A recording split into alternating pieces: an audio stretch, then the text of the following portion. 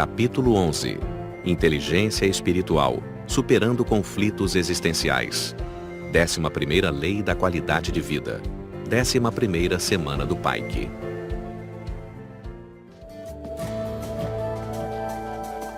Inteligência espiritual é: primeiro, ter consciência de que a vida é uma grande pergunta em busca de uma grande resposta.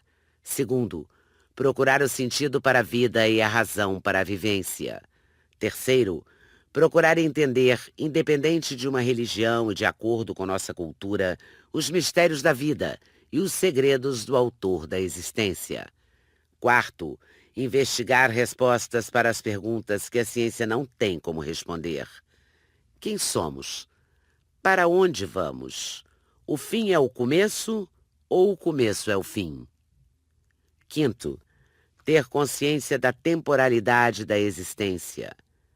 Sexto, descobrir esperança na desolação, conforto na tribulação, coragem nas perdas, sabedoria no caos. Por que a inteligência espiritual é uma lei da qualidade de vida?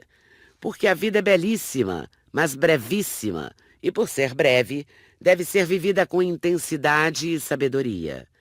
Porque há um desejo irrefreável no cerne do ser humano de conhecer sua própria origem.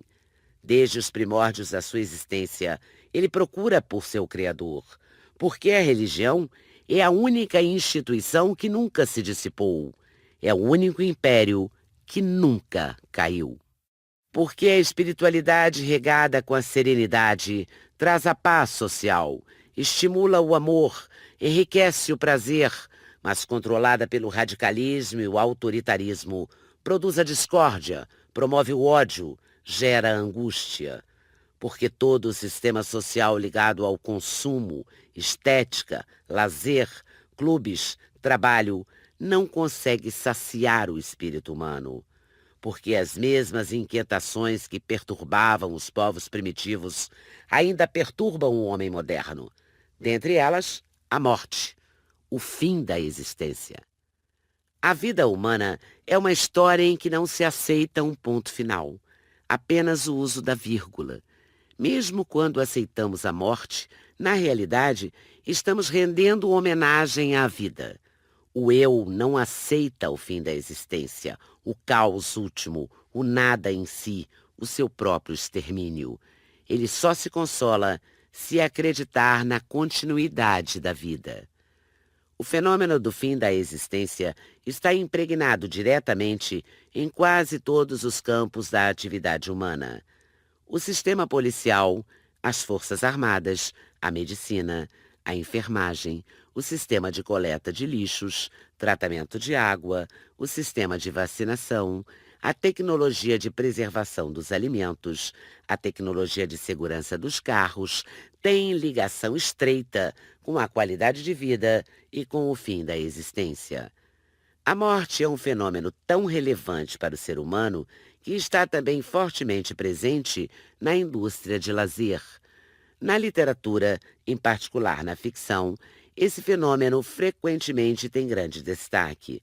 Como na pintura, Hollywood não existiria sem o fenômeno da morte e da fragilidade da vida humana retratados nos filmes de guerras, policiais, terror, ficção científica, aventura.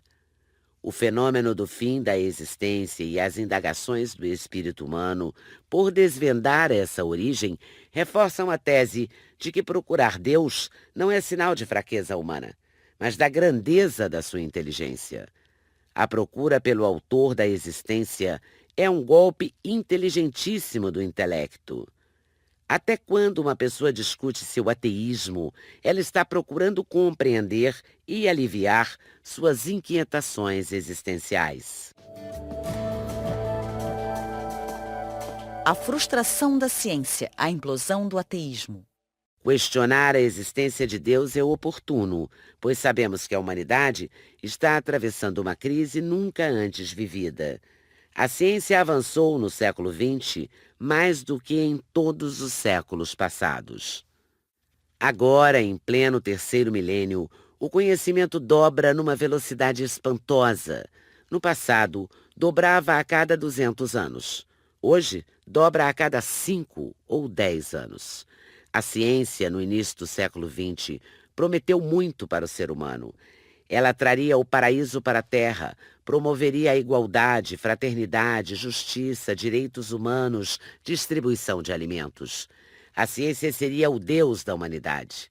Muitos acreditaram nessa promessa e nos paradigmas do conhecimento, e assim se tornaram ateus. Houve uma explosão do ateísmo na primeira metade do século XX. A ciência prometeu muito, mas não cumpriu suas promessas. Como vimos, a solidão, o estresse, a ansiedade, os sintomas psicossomáticos, a SPA, a depressão, as crises nos relacionamentos e a farmacodependência têm atingido patamares importantíssimos. A desigualdade entre as nações, a fome que acomete centenas de milhões de pessoas, o terrorismo, a discriminação e as guerras não foram extirpados. Então se descobriu que o problema não estava na ciência, mas nos solos da psique e do espírito humano. A ciência avançou muito. O ser humano avançou pouco. Em vários aspectos, regrediu. A decepção da ciência despertou a humanidade. O ateísmo foi implodido. As pessoas voltaram-se para a espiritualidade. Os cientistas voltaram-se para a ideia de Deus. Para alguns cientistas da física, o mundo físico não pode ser completamente matematizável, ou seja, ser explicado e mensurado pela matemática, pois tem muitos fenômenos inexplicáveis que ultrapassam os limites da lógica. Há diversos cientistas afirmando que a teoria quântica na física, que é tão importante como a teoria da relatividade de Einstein, concebe a ideia de que há um Deus no universo, uma consciência cósmica, uma causalidade descendente. Os físicos têm suas razões para crer em Deus. Contudo, os pesquisadores da psicologia, na minha opinião, se conhecessem mais detalhadamente o campo da energia psíquica e o processo de construção de pensamentos, teriam mais motivos do que os físicos. Deus é real ou uma invenção do cérebro? Como autor da teoria da inteligência multifocal, descobri que as maiores evidências de que há um Deus no universo não estão no mundo físico, mas no cerne da psique humana. Gostaria de enfatizar que houve períodos da minha vida em que rejeitei a ideia da existência de Deus. Procurá-lo era perder tempo no imaginário. Deus era fruto do cérebro.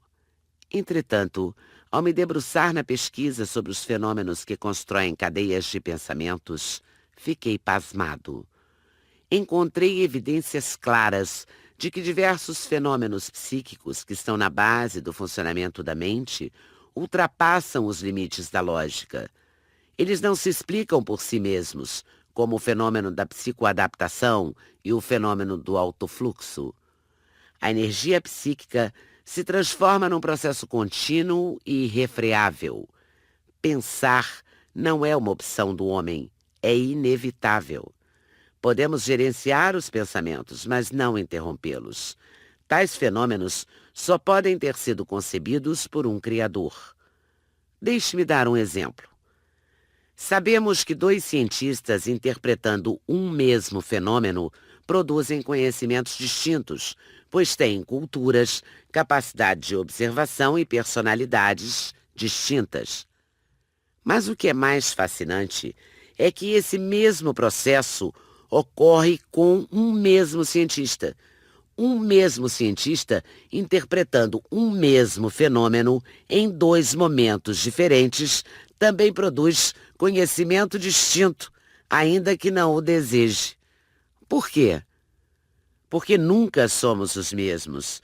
O processo de interpretação não é linear, matemático, completamente lógico. A cada momento de interpretação, dezenas de variáveis fazem-nos produzir cadeias de pensamentos e emoções distintas. Um exemplo simples. Uma mulher Não interpreta do mesmo modo a mesma roupa em dois momentos distintos. Na quarta ou quinta vez que a usa, sua reação psíquica será distinta da primeira vez. Ela psicoadaptou-se à roupa. A roupa é a mesma, mas ela não é mais a mesma. O mesmo carro, quadro de pintura, arquitetura da casa, objeto, relacionamentos, produzem diferentes interpretações. Nossa visão de mundo está em constante processo de mutação, ainda que não percebamos. Produzimos a lógica da matemática, mas nossa inteligência é tão espetacular que não cabe dentro de um mundo lógico. Quem a teceu? Num instante, podemos estar alegres, e noutro apreensivos, num tranquilos, noutro ansiosos. Que tipo de energia constitui nossas emoções que as faz mudar de natureza em frações de segundos? Às vezes, diante de um pequeno problema, reagimos com grande ansiedade e, diante de um grande problema, reagimos com tranquilidade.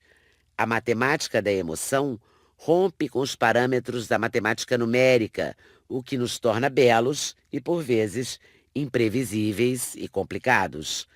A energia emocional tão criativa, livre e imprevisível pode ser fruto apenas do metabolismo cerebral? Não. O metabolismo cerebral é lógico e linear para explicar o mundo emocional e o sistema de encadeamento distorcido no processo de construção de pensamentos. A teoria da evolução de Darwin, apoiada pelas mutações e variabilidade genética, pode explicar a adaptação das espécies diante das intempéries do meio ambiente, mas não explica os processos ilógicos que ocorrem nos bastidores da alma humana. Ela é simplista demais para explicar a fonte que gera o mundo das ideias e das emoções. A psique, ou alma humana, precisa de Deus para ser explicada. Há um campo de energia que coabita, coexiste e cointerfere intimamente com o cérebro, mas que ultrapassa seus limites.